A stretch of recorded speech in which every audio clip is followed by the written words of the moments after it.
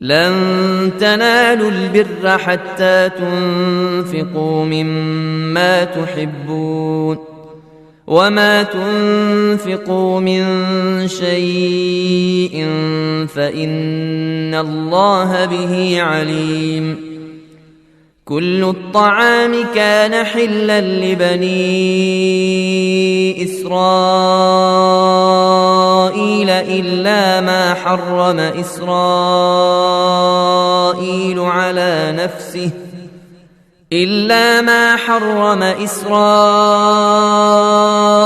على نفسه من قبل أن تنزل التوراة. قل فاتوا بالتوراة فاتلوها إن كنتم صادقين. فمن افترى على الله الكذب من بعد ذلك فأولئك هم الظالمون. قل صدق الله. فاتبعوا ملة إبراهيم حنيفا وما كان من المشركين. إن أول بيت وضع للناس للذي ببكة مباركا وهدى للعالمين. فيه آيات بينات مقام إبراهيم ومن دخله كان آمنا. ولله على الناس حج البيت من استطاع إليه سبيلا ومن كفر فإن الله غني عن العالمين. قل يا أهل الكتاب لم تكفرون بآيات الله والله شهيد على ما تعملون. قل يا أهل الكتاب لم تصدون عن سبيل الله من آمن تبغونها عوجا وأنتم شهداء وما الله بغافل عما تعملون. يا أيها الذين آمنوا إن تطيعوا فريقا من الذين أوتوا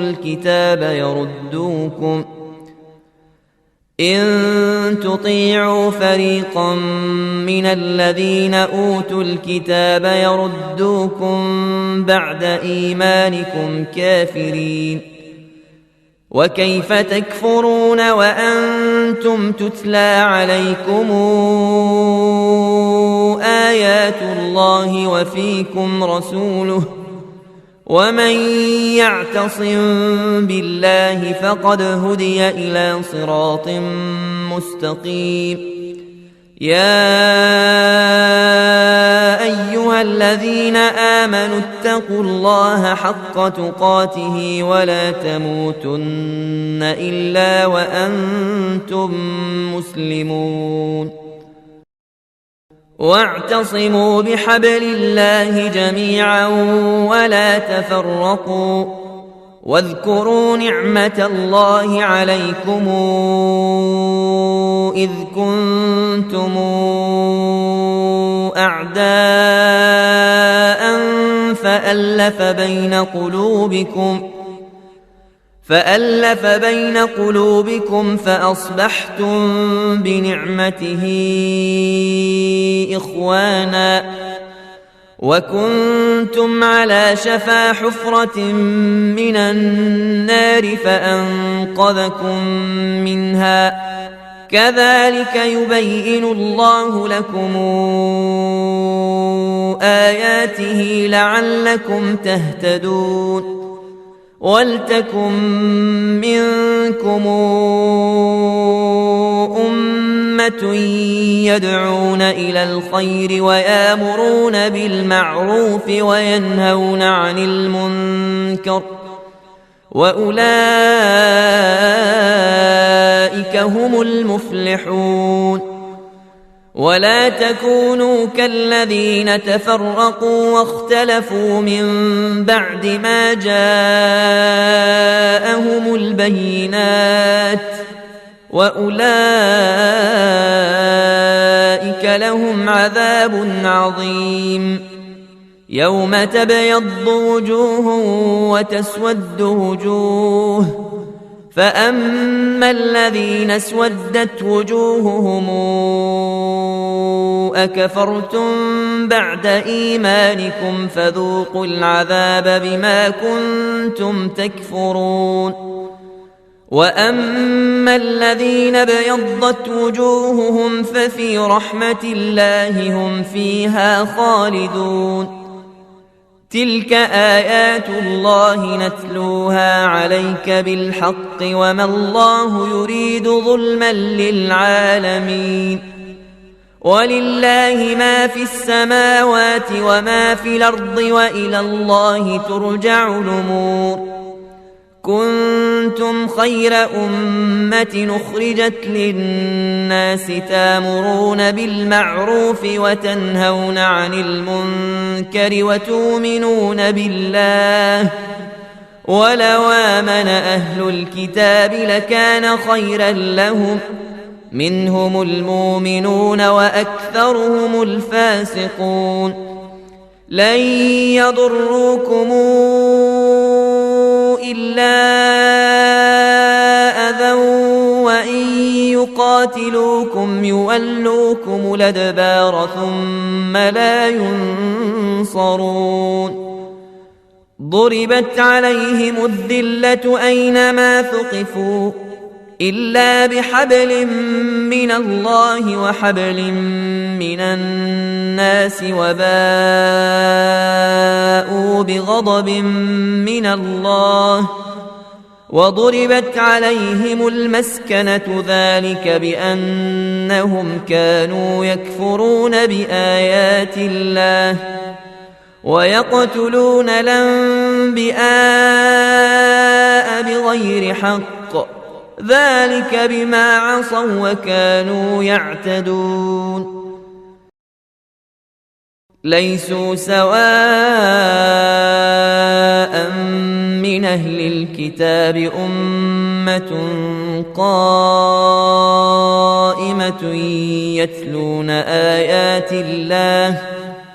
يتلون آيات الله آناء الليل وهم يسجدون يؤمنون بالله واليوم الآخر ويأمرون بالمعروف وينهون عن المنكر ويسارعون في الخيرات وأولئك من الصالحين وما تفعلوا من خير فلن تكفروه والله عليم بالمتقين إن الذين كفروا لن تغني عنهم أموالهم ولا أولادهم من الله شيئا وأولئك أصحاب النار هم فيها خالدون مثل ما ينفقون في هذه الحياة الدنيا كمثل ريح فيها صر أصابت حرث قوم ظلموا أنفسهم فأهلكته وما ظلمهم الله ولكن أنفسهم يظلمون يا أيها الذين آمنوا لا تتخذوا بطانة من دونكم لا يالونكم خبالا ودوا ما عنتم قد بدت البغضاء من أفواههم وما تخفي صدورهم أكبر قد بينا لكم الآيات إن كنتم تعقلون ها أنتم أولئك تحبونهم ولا يحبونكم وتؤمنون بالكتاب كله وإذا لقوكم قالوا آمنا وإذا خلوا عضوا عليكم الأنامل من الغيظ قل موتوا بغيظكم إن الله عليم بذات الصدور إن تمسسكم حسنة تسؤهم وإن تصبكم سيئة يفرحوا بها وإن تصبروا وتتقوا لا يضركم كيدهم شيئا إن الله بما يعملون محيط وإذ غدوت من أهلك تبوئ المؤمنين مقاعد للقتال والله سميع عليم إذ همت طائفتان منكم أن تفشلا والله وليهما وعلى الله فليتوكل المؤمنون ولقد نصركم الله ببدر وأنتم أذلة فاتقوا الله لعلكم تشكرون إذ تقول للمؤمنين ألن يكفيكم أن يمدكم ربكم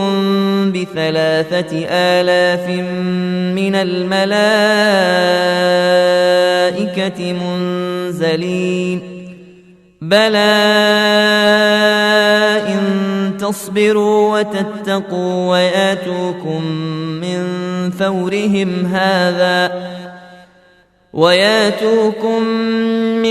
فورهم هذا يمددكم ربكم ب5,000 من الملائكة مسومين وما جعله الله إلا بشرى لكم ولتطمئن قلوبكم به وما النصر إلا من عند الله العزيز الحكيم ليقطع طرفا من الذين كفروا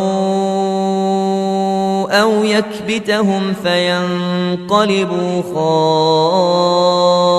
خائبين ليس لك من الأمر شيء أو يتوب عليهم أو يعذبهم فإنهم ظالمون ولله ما في السماوات وما في الأرض يغفر لمن يشاء ويعذب من يشاء والله غفور رحيم يا أيها الذين آمنوا لا تاكلوا الربا أضعافا مضاعفة واتقوا الله لعلكم تفلحون واتقوا النار التي أعدت للكافرين وأطيعوا الله والرسول لعلكم ترحمون سارعوا إلى مغفرة من ربكم وجنة عرضها السماوات والأرض أعدت للمتقين الذين ينفقون في السراء والضراء والكاظمين الغيظ والعافين عن الناس والله يحب المحسنين والذين إذا فعلوا فاحشة أو ظلموا أنفسهم ذكروا الله فاستغفروا لذنوبهم ومن يغفر الذنوب إلا الله ولم يصروا على ما فعلوا وهم يعلمون أولئك جزاؤهم مغفرة من ربهم وجنات تجري من تحتها الأنهار خالدين فيها ونعم أجر العاملين قد خلت من قبلكم سنن فسيروا في الأرض فانظروا كيف كان عاقبة المكذبين هذا بيان للناس وهدى وموعظة للمتقين ولا تهنوا ولا تحزنوا وأنتم الأعلون إن كنتم مؤمنين إن يمسسكم قرح فقد مس القوم قرح مثله وتلك الأيام نداولها بين الناس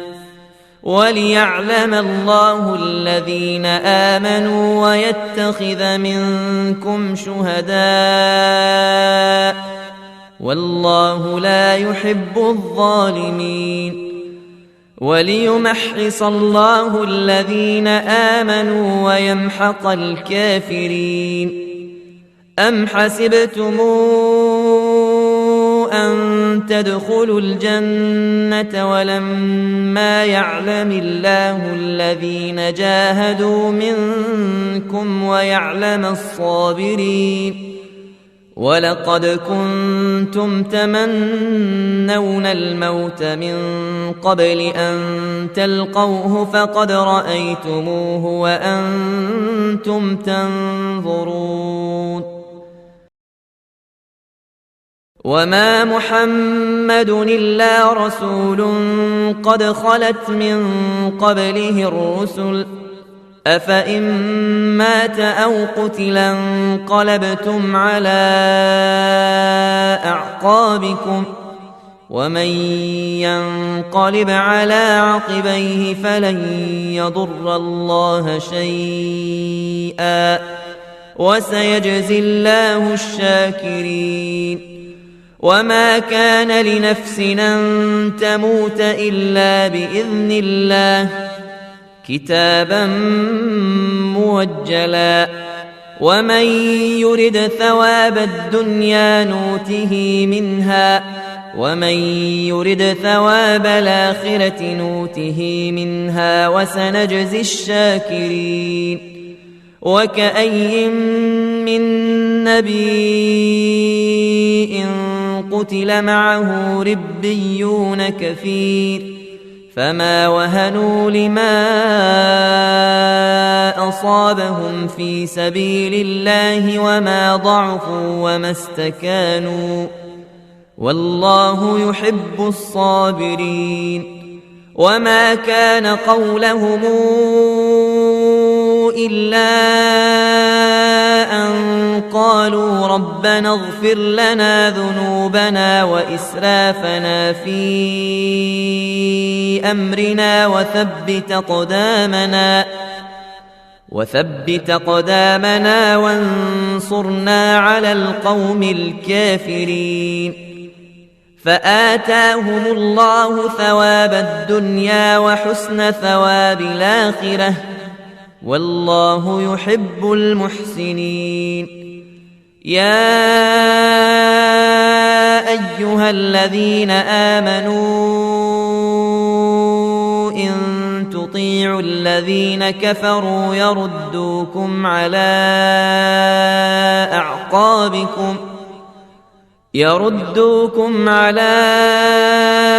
أعقابكم فتنقلبوا خاسرين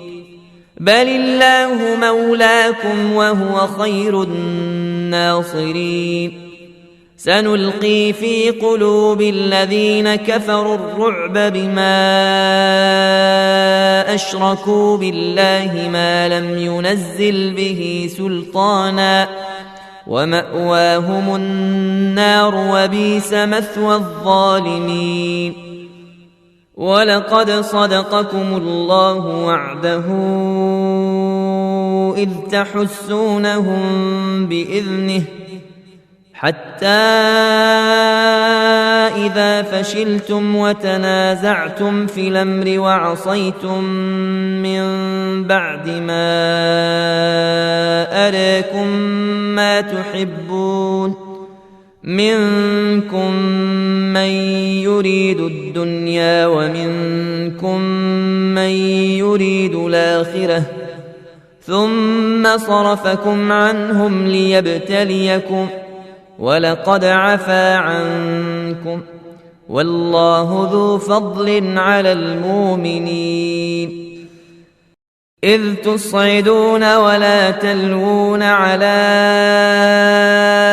أحد والرسول يدعوكم في أخراكم فأثابكم غما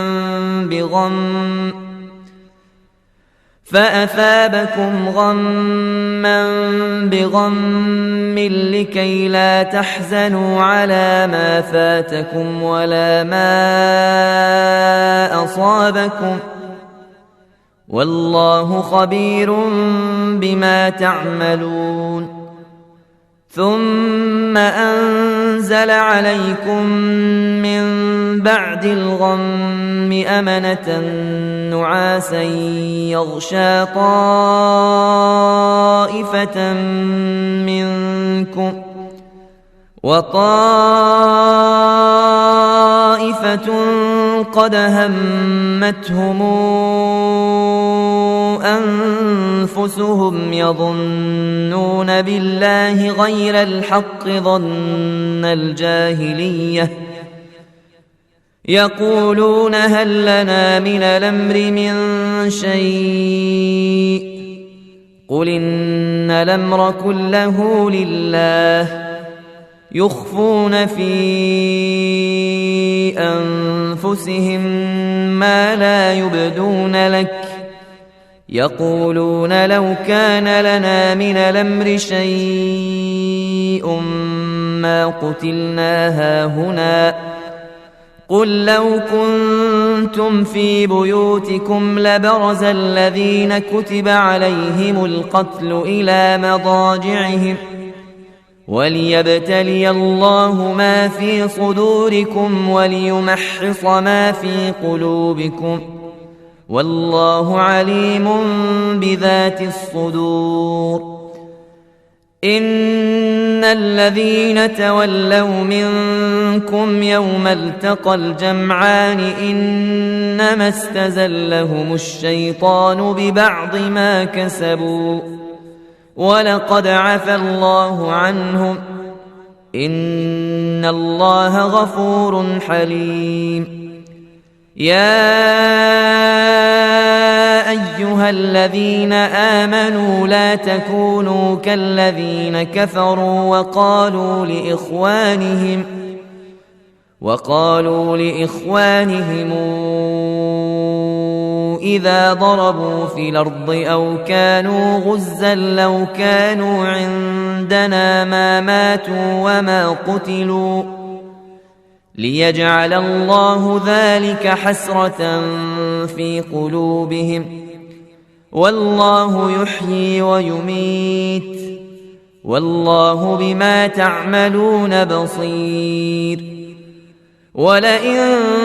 قتلتم في سبيل الله أو متم لمغفرة من الله ورحمة خير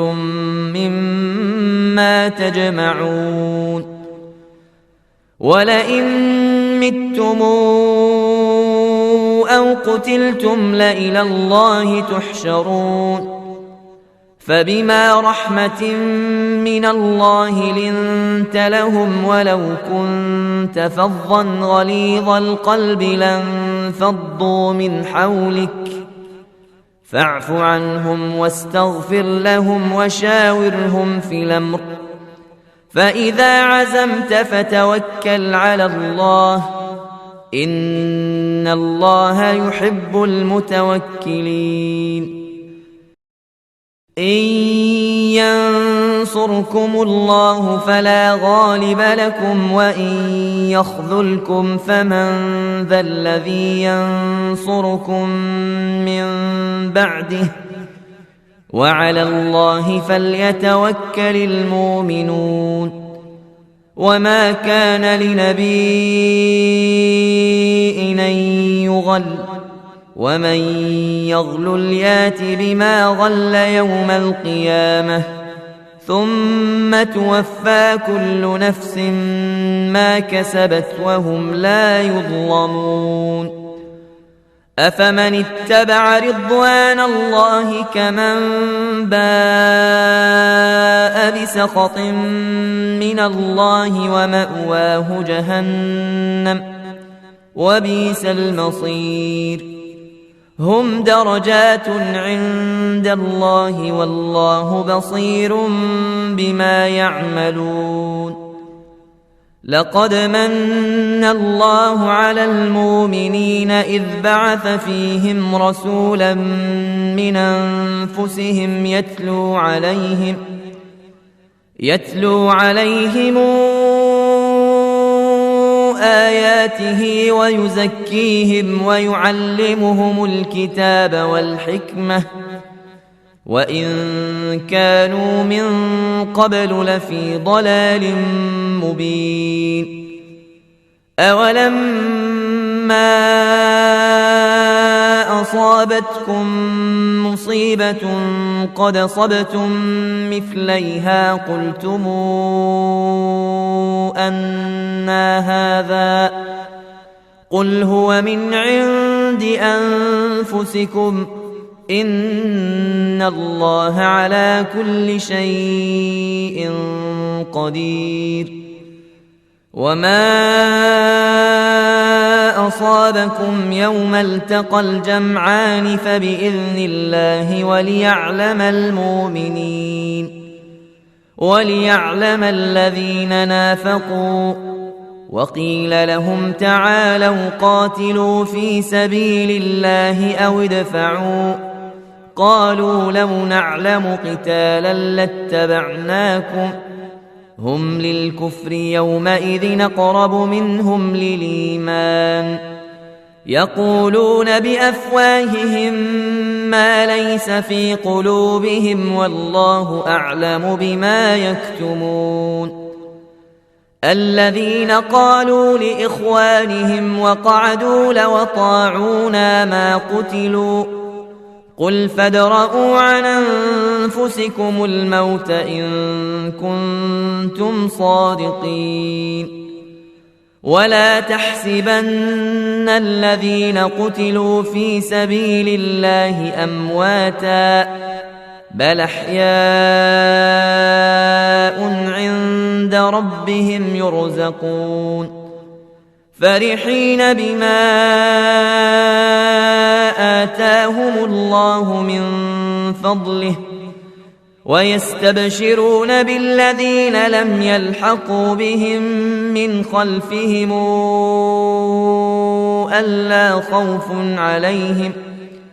ألا خوف عليهم ولا هم يحزنون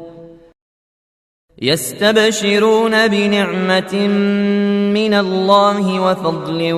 وأن الله لا يضيع أجر المؤمنين الذين استجابوا لله والرسول من بعد ما أصابهم القرح للذين أحسنوا منهم واتقوا أجر عظيم الذين قال لهم الناس إن الناس قد جمعوا لكم فاخشوهم فزادهم إيمانا وقالوا حسبنا الله ونعم الوكيل فانقلبوا بنعمة من الله وفضل لم يمسسهم سوء واتبعوا رضوان الله والله ذو فضل عظيم. إنما ذلكم الشيطان يخوف أولياءه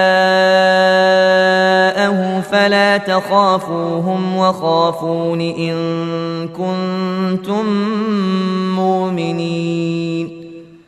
ولا يحزنك الذين يسارعون في الكفر إنهم لن يضروا الله شيئا يريد الله ألا يجعل لهم حظا في الآخرة ولهم عذاب عظيم. إن الذين اشتروا الكفر بالإيمان لن يضروا الله شيئا ولهم عذاب أليم. ولا يحسبن الذين كفروا أنما نملي لهم خير لأنفسهم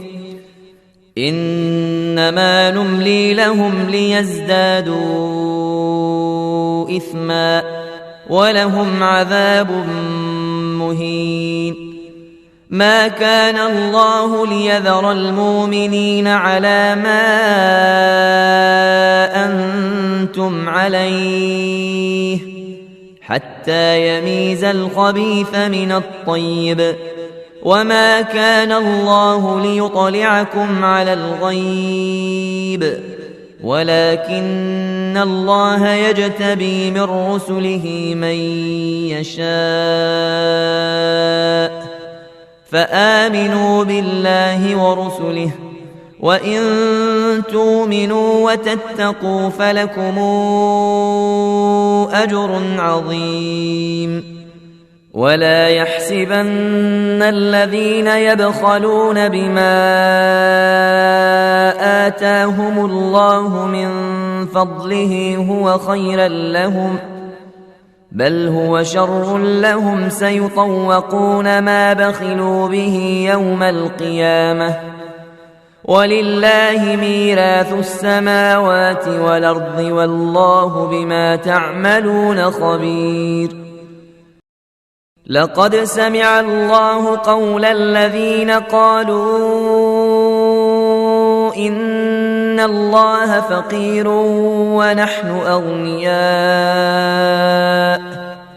سنكتب ما قالوا وقتلهم الأنبياء بغير حق ونقول ذوقوا عذاب الحريق ذلك بما قدمت أيديكم وأن الله ليس بظلام للعبيد. الذين قالوا إن الله عهد إلينا ألا نؤمن لرسول حتى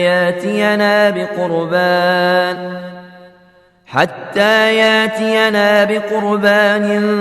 تاكله النار قل قد جاءكم رسل من قبلي بالبينات وبالذي قلتم فلم قتلتموهم إن كنتم صادقين فإن كذبوك فقد كذب رسل من قبلك جاءوا بالبينات والزبر والكتاب المنير كل نفس ذائقة الموت وإنما توفون أجوركم يوم القيامة فمن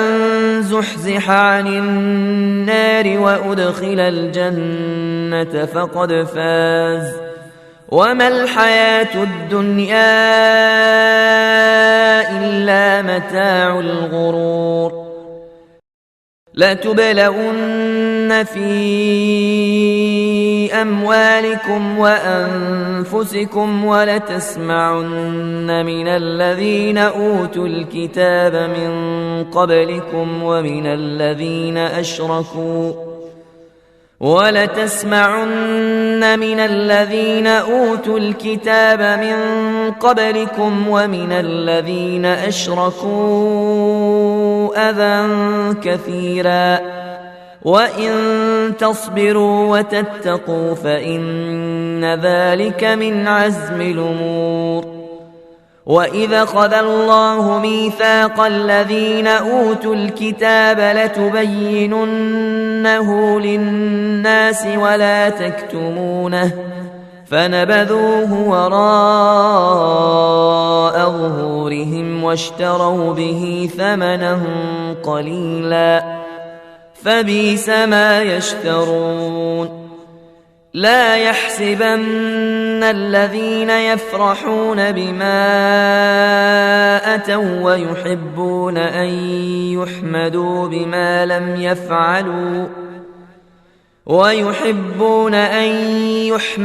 بما لم يفعلوا فلا تحسبنهم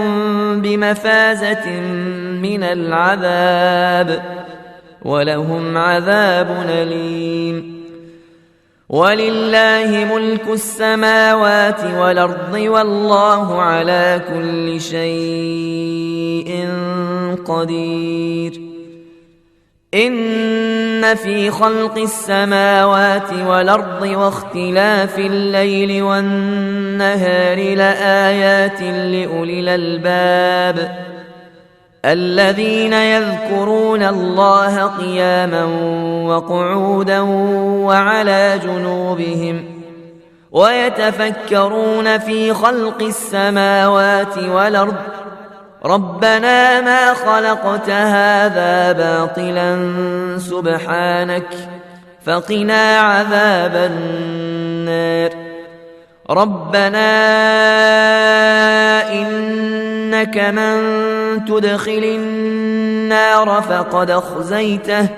وما للظالمين من أنصار. ربنا إننا سمعنا مناديا ينادي للإيمان أن آمنوا بربكم فآمنا ربنا فاغفر لنا ذنوبنا وكفر عنا سيئاتنا وتوفنا مع الأبرار. ربنا وآتنا ما وعدتنا على رسلك ولا تخزنا يوم القيامة إنك لا تخلف الميعاد. فاستجاب لهم ربهم أني لا أضيع عمل عامل منكم من ذكر أو أنثى بعضكم من بعض فالذين هاجروا وأخرجوا من ديارهم وأوذوا في سبيلي وقاتلوا وقتلوا لأكفرن عنهم سيئاتهم ولأدخلنهم جنات تجري من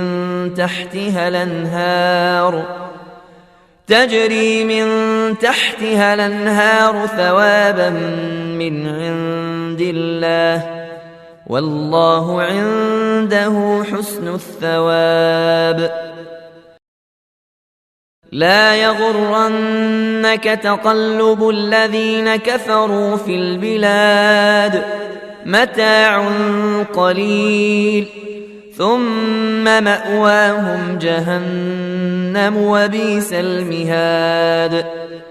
لكن الذين اتقوا ربهم لهم جنات تجري من تحتها الأنهار خالدين فيها نزلا من عند الله وما عند الله خير للأبرار. وإن من أهل الكتاب لمن يؤمن بالله وما أنزل إليكم وما أنزل إليهم لا يشترون بآيات الله ثمنا قليلا أولئك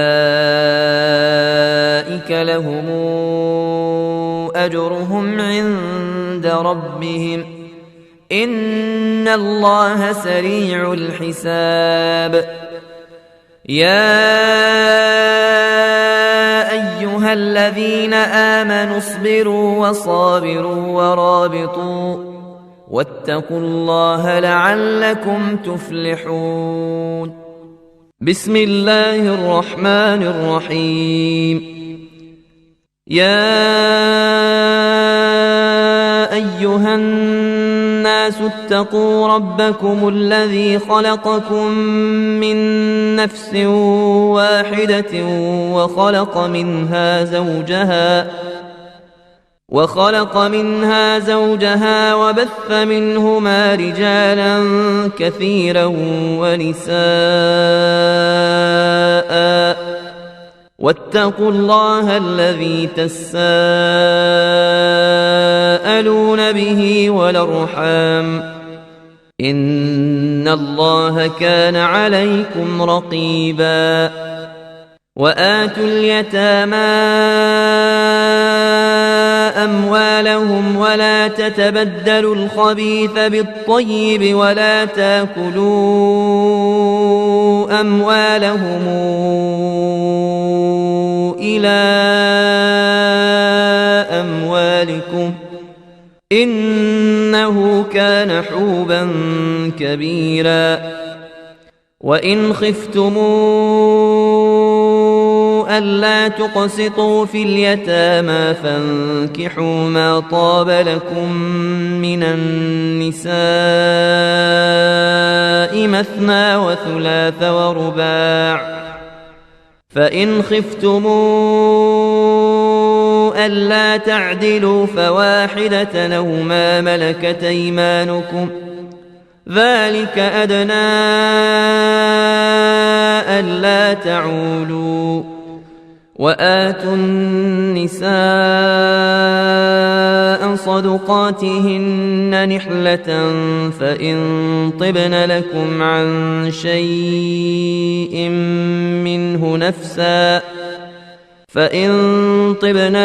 عن شيء منه نفسا فكلوه هنيئا مريئا ولا توتوا السفهاء أموالكم التي جعل الله لكم قيما وارزقوهم فيها واكسوهم وقولوا لهم قولا معروفا وابتلوا اليتامى حتى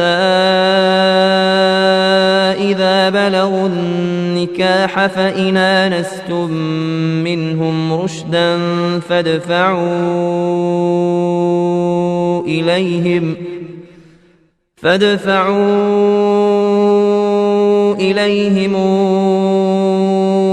أموالهم ولا تاكلوها إسرافا وبدارا أن يكبروا ومن كان غنيا فليستعفف ومن كان فقيرا فليأكل بالمعروف فإذا دفعتم إليهم أموالهم فأشهدوا عليهم وكفى بالله حسيبا للرجال نصيب مما ترك الوالدان والأقربون وللنساء نصيب مما ترك الوالدان والأقربون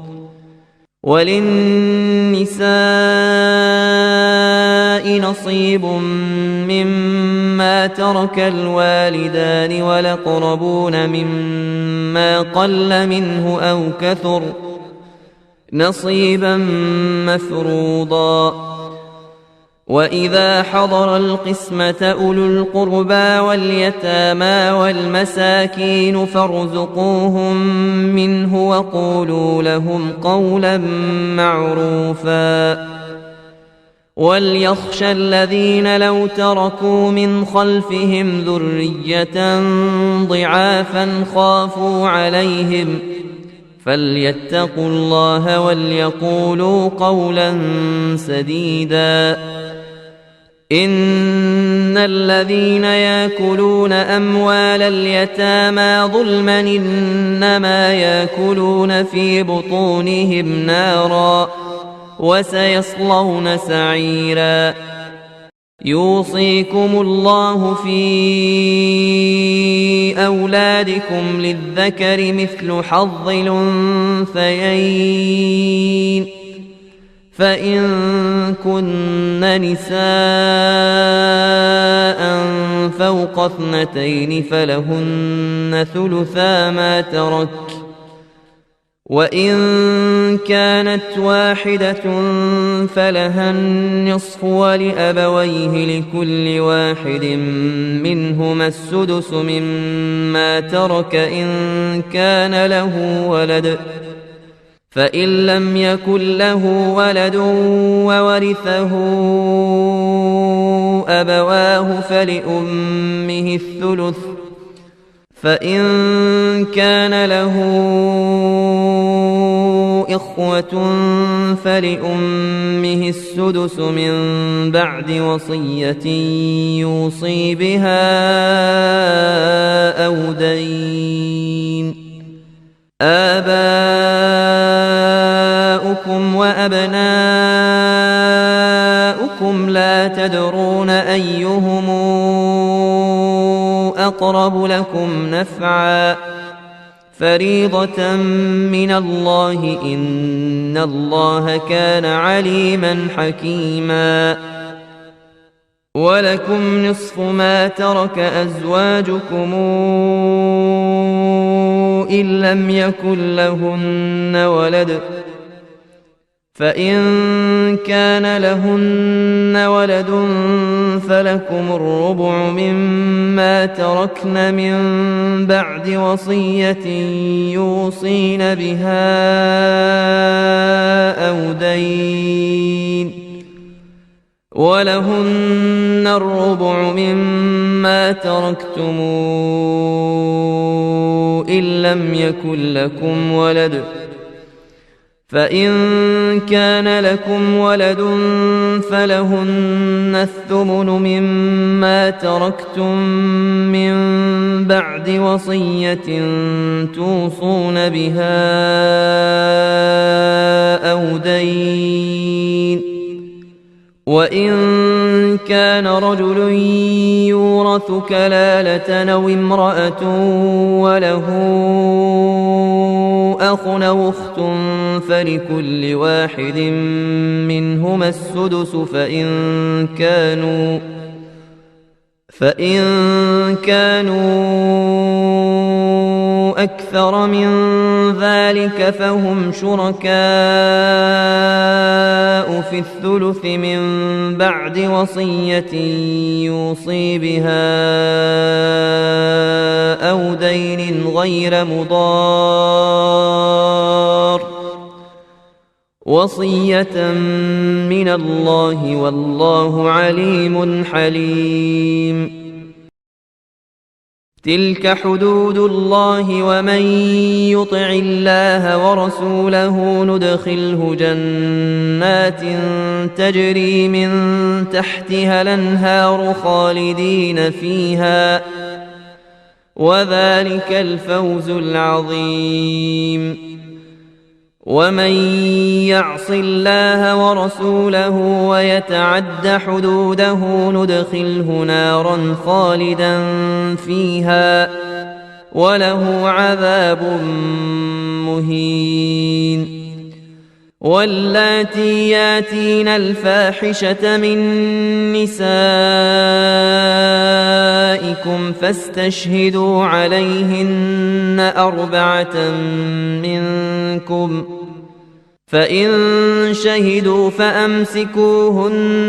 في البيوت حتى يتوفاهن الموت أو يجعل الله لهن سبيلا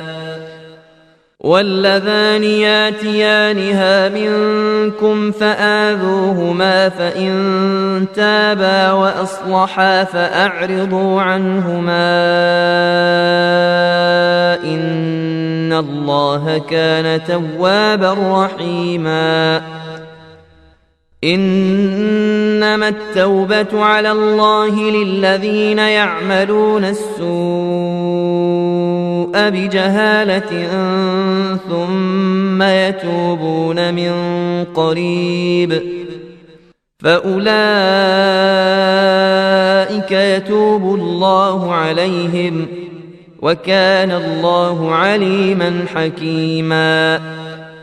وليست التوبة للذين يعملون السيئات حتى إذا حضر أحدهم الموت قال إني تبت الآن إذا حضر أحدهم الموت قال إني تبت الآن ولا الذين يموتون وهم كفار أولئك أعتدنا لهم عذابا أليما يا أيها الذين آمنوا لا يحل لكم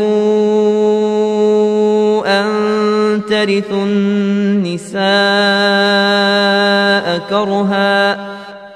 ولا تعضلوهن لتذهبوا ببعض ما آتيتموهن إلا أن ياتين بفاحشة مبينة وعاشروهن بالمعروف فإن كرهتموهن فعسى أن تكرهوا شيئا